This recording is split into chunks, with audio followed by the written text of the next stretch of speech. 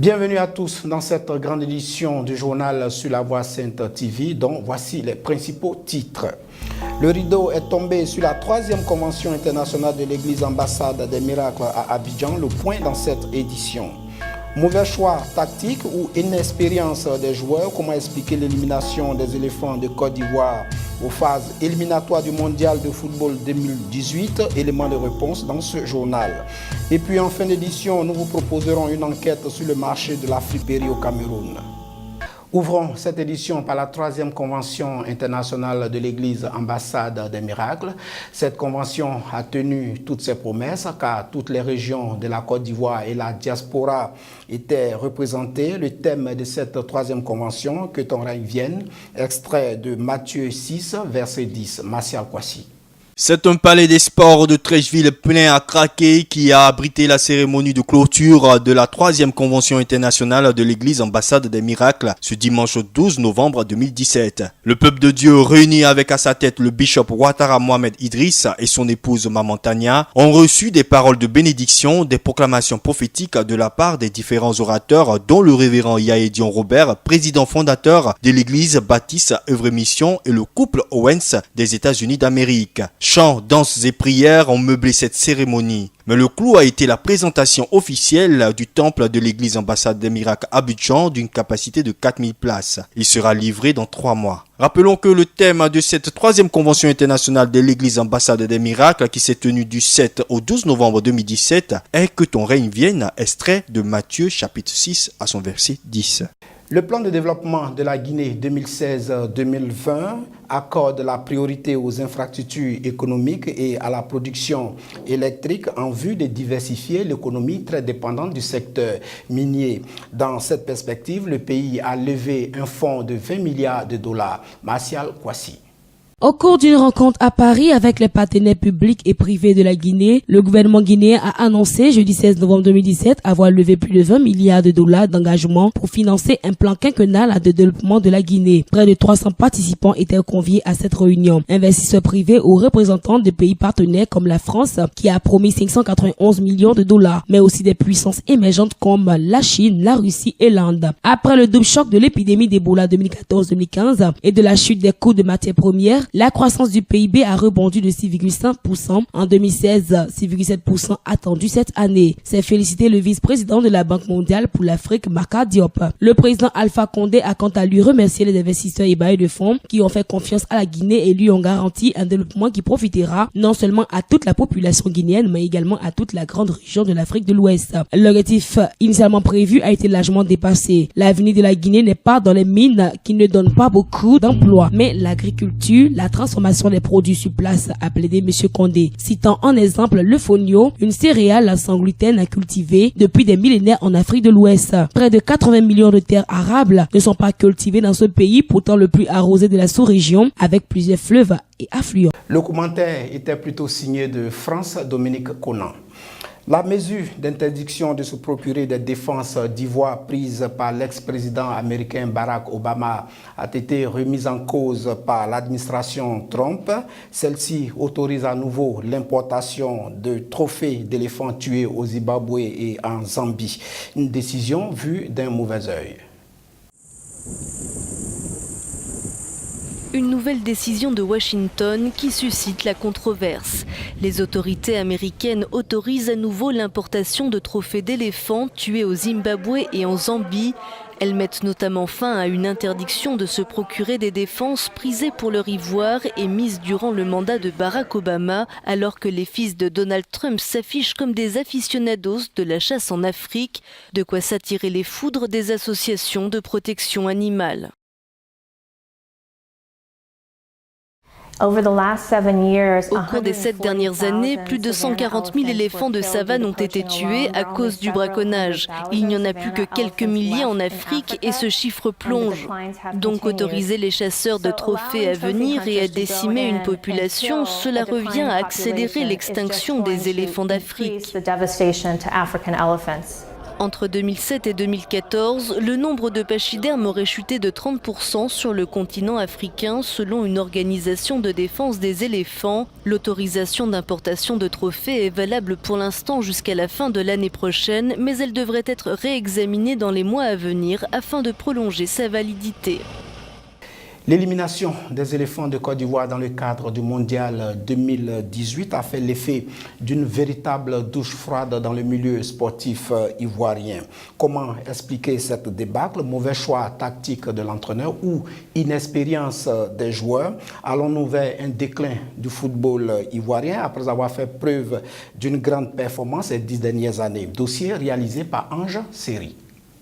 Après la génération dorée qui comptait dans ses rangs de grands noms tels que les frères Kolo et Yaya Touré, Didier Drogba ou encore Bakary Koné Dibaki, la Côte d'Ivoire semble être dans le dur. En effet, après son élimination aux portes du Mondial 2018 par le Maroc, le samedi 11 novembre 2017 au stade Félix Houphouët-Boigny, le bilan est tragique. 3 victoires, 2 nuls et 5 défaites en 10 rencontres. Lors de ces différentes prestations, durant les éliminatoires du Mondial 2018, la Côte d'Ivoire avait un jeu approximatif et pâle. Aucune véritable lecture de jeu, aucun fond de jeu, bref, les éléphants jouent à l'emporte-pièce. Ajoutons aussi une équipe inexpérimentée et méconnaissable, incapable de mettre du rythme dans le jeu, et surtout plombée par les choix de Marc Willimot à la limite du bricolage. Certains évoqueraient que les raisons de cet échec seraient aussi dues à la mauvaise gouvernance de Sidi Diallo, le président de la FIFA. Il aurait mis de côté de fortes personnalités du football ivoirien telles que Jacques Anouma, maître Roger Ognien et plusieurs ex-gloires du ballon rond ivoirien à l'instar d'Alain Guaméné et d'Abdoulaye Traoré. Des personnes qui pouvaient apporter leur pierre à l'édifice du football ivoirien et qui ont fait leur preuve. Pour certains en tant que joueurs et pour d'autres en tant que dirigeants de la FIFA. La Côte d'Ivoire qui, bien qu'elle ait remporté la CAN en 2015 avec son bourreau Hervé Renard, a toujours subi des critiques suite à son style de jeu peu convaincant et ses largesses défensives. Si de nombreux entraîneurs se sont succédés après le départ de Didier Drogba, il faut dire qu'à son époque, les éléphants de Côte d'Ivoire étaient une machine à succès. La preuve, 3 participations d'affilée à une Coupe du Monde, 2 fois vice-championne d'Afrique en 2006 et en 2012. Première nation africaine de football, une équipe de rêve et qui était dans le top 20 des meilleures nations de football dans le monde à une certaine période. Faudrait-il ressusciter cette génération dorée, prendre un sélectionneur ivoirien au lieu de dépenser des fortunes pour avoir les services d'entraîneurs étrangers ou compter sur nos joueurs locaux vu que ceux qui évoluent à l'étranger n'y arrivent pas? La question reste posée. Ouvrons un carnet rose dans cette édition. Serena Williams, 36 ans, la star du tennis mondial, épouse le cofondateur de Reddit, Alexis Ohnia, 34 ans, avec qui elle a eu une petite fille, Alexis Olympia, le 1er septembre 2017. Malgré la frénésie médiatique, le couple n'a donné que peu d'informations sur ce mariage. Bouclons cette édition avec cette enquête réalisée au Cameroun. Le marché de la friperie est en pleine expansion dans ce pays. Quel est son impact social et sur le style vestimentaire des Camerounais?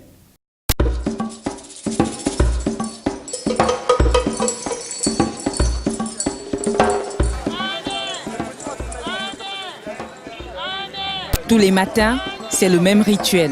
La vente à la criée de la friperie est spectaculaire. Un chant rythmé, des gestes cadencés et des clients qui affluent.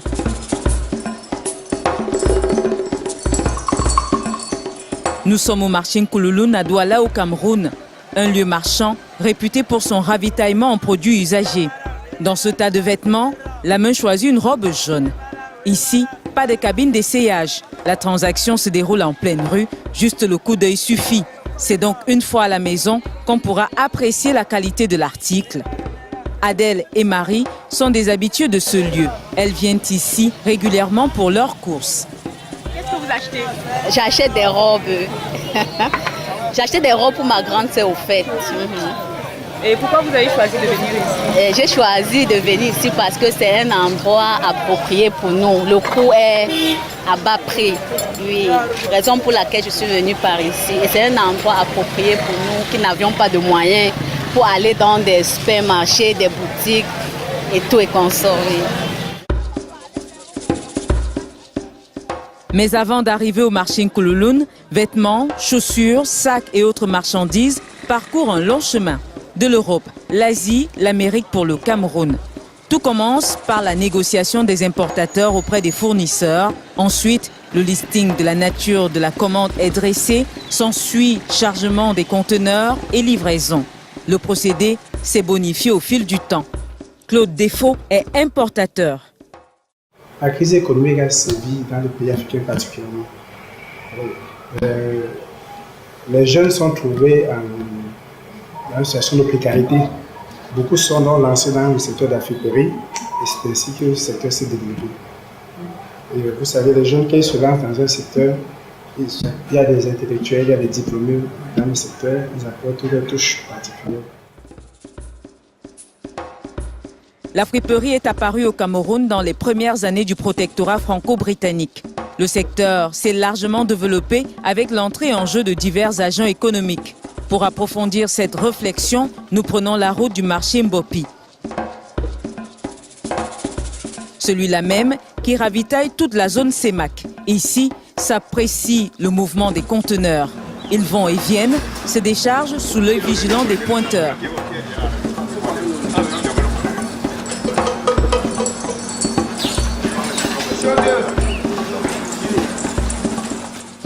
La friperie arrive au Cameroun conditionnée dans des balles. Chaque balle porte un code d'identification. Ces derniers indiquent le contenu du paquet. Après le décompte et la vérification de la marchandise, elle est transportée dans les entrepôts des grossistes. Il y a 20 ans, Wega Jules s'est lancé dans l'activité. Après le bac, je me rappelle, je me suis inscrit à l'université. À un moment donné, j'ai réfléchi, mais tiens, 3 ans pour avoir la licence, oui, c'est bien beau. Mais la finalité, c'est rentrer chercher de l'argent. Ou alors avoir d'autres gros diplômes. Pour cela, j'ai donc anticipé. Même les compositions que j'avais faites, je me suis même plus trop intéressé. Je suis donc rentré dans la vie active et j'ai rencontré ma modeste maman qui m'a donné une modeste somme de 210 000. J'ai donc commencé à payer 1 ballot, 2 ballots, 1 ballot, 2 ballots.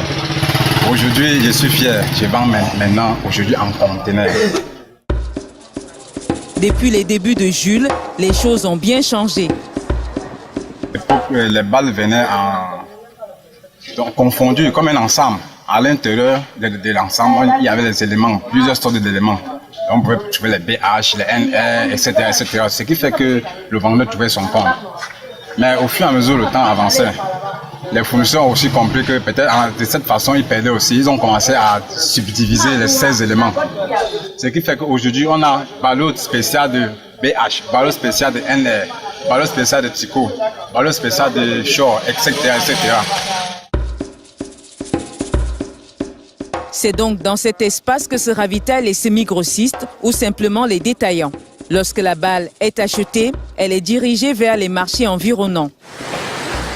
Retour au marché Nkololoun pour retrouver Cyril, spécialiste du domaine des rideaux depuis 10 ans. Tous les matins, il organise une vente aux enchères. Le rideau est neuf, il y a 4 500, il y a 5 000, il y a 5 000 une fois, il y a 6 000, il y a 6 500 une fois, il y a 6 700, il y a 6 700 une fois, il y a 6 000.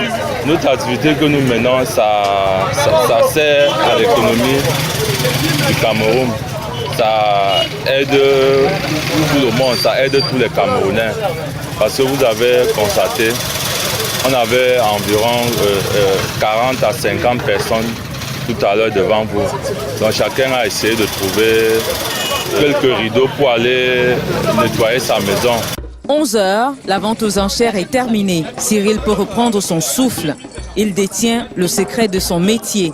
Acheter aux enchères et reprendre encore aux enchères, ce n'est pas facile puisque les enchères commencent tôt. Donc ce qu'ils achètent là, c'est pour aller un peu se balader en ville, un peu partout dans la ville et revendre. Autour de lui, ses clients, pour la plupart des revendeurs comme Henri. Bon, évidemment, là, j'achète d'ici, je me déplace. Je vais dans les zones qui sont moins loin de Douala, 40 km, je vais à Edea, soit sud-ouest. Henri parcourt les villes périphériques de Douala pour écouler sa marchandise. Pour s'en sortir, il doit faire le bon choix. Bon, il y a des gens qui peuvent acheter des 30 000, 40 000, avant de revendre les revenus au lendemain. Aux côtés des détaillants se trouvent des usagers. C'est le cas de cette dame. 2400. Oui, 2400. On achète ça pour la maison, pour orner la maison. Tu sais que la femme, c'est sa maison. Oui, quand la maison est propre, toi aussi tu es à l'aise. Quand je vois les rideaux qui m'intéressent, je prends. Et les prix sont abordables, les prix sont bien. Après l'achat, les retouches. Juste à l'arrière du comptoir de la vente aux enchères, des machines à coudre. Ici, on rapièce, on ajuste, on coud. Quand les clients viennent, ils achètent. Si c'est pour arranger sur place, nous arrangeons. Nous confectionnons les rideaux, même parfois les draps. Mais encore plus, il existe tout un secteur dédié aux tailleurs, comme on les appelle ici.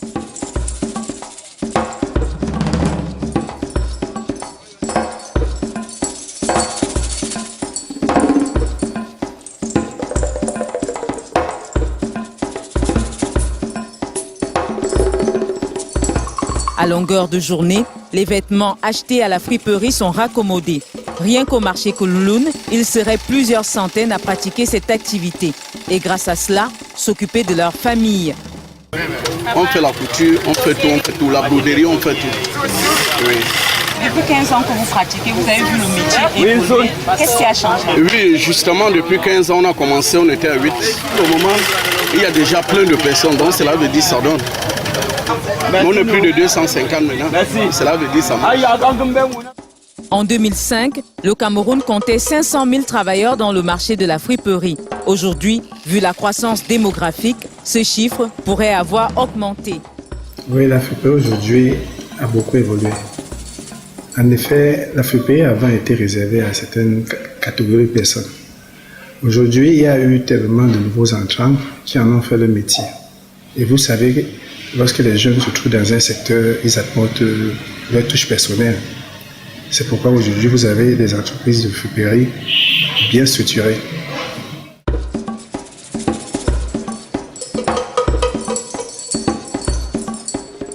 Selon le chercheur Kenye Fodop, les produits vestimentaires de la friperie correspondent aux possibilités économiques des Camerounais, ce que corroborent les acteurs du secteur. Pour habiller une grande maison dans un magasin, il faut débloquer au moins 50 000 à 60 000. Bon. Certains viennent ici parce que, bon, ici, avec au moins 20 000, avec 5 000 ou 30 000, elle peut avoir un ensemble. Vous voyez un peu. Cependant, la friperie est en crise. Elle doit faire face à la rude concurrence des articles provenant de l'Asie. Oui, la concurrence, elle est là, elle est très rude. Mais vous savez, les produits asiatiques, bien qu'ils brillent, ils ne durent pas. La friperie, c'est des produits authentiques qui durent. C'est là la particularité. Et à chacun son choix. L'autre problème évoqué est aujourd'hui l'impact de la conjoncture économique occidentale sur la friperie. La qualité aussi devient de plus en plus faible. C'est-à-dire? Mais la crise en Europe ne leur permet plus de nous envoyer des marchandises de bonne qualité. Par ailleurs, il est reproché à la friperie d'entretenir la fraude fiscale et d'anéantir les industries textiles locales, ce que refutent experts et opérateurs. Les importations, il y a des droits et taxes qui sont payés à l'entrée des produits sur le territoire camerounais. On appelle encore droits et taxes de port. Maintenant, en aval, ces opérateurs, comme tous les autres opérateurs économiques, déclarent régulièrement les revenus auprès des centres de rattachement. Et quand bien même l'administration peut supposer que ces déclarations ont été minorées, ces opérateurs subissent, comme tous les autres d'ailleurs, des vérifications, toutes les formes de vérification fiscale.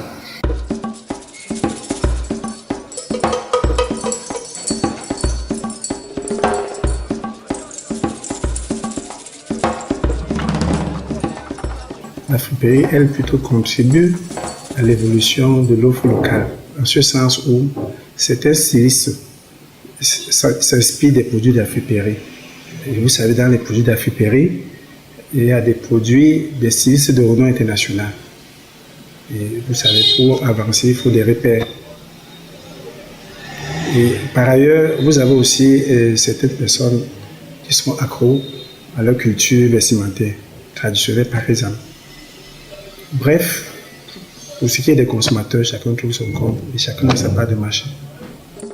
Pour les spécialistes de la finance, l'activité connaît des mutations réelles.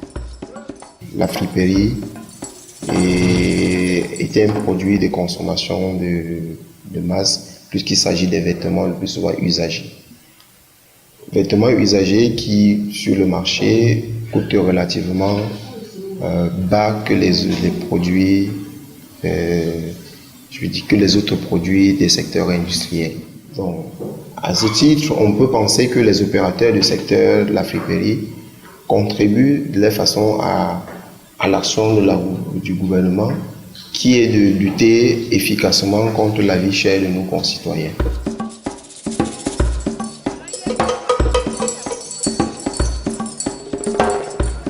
La friperie s'alimente des collectes, mais aussi des destockages de grandes marques. Le domaine est présenté comme faisant partie de l'économie de survie, mais aussi comme un réservoir d'emploi. En 2005, 97% de Camerounais affirmaient avoir eu recours à la friperie.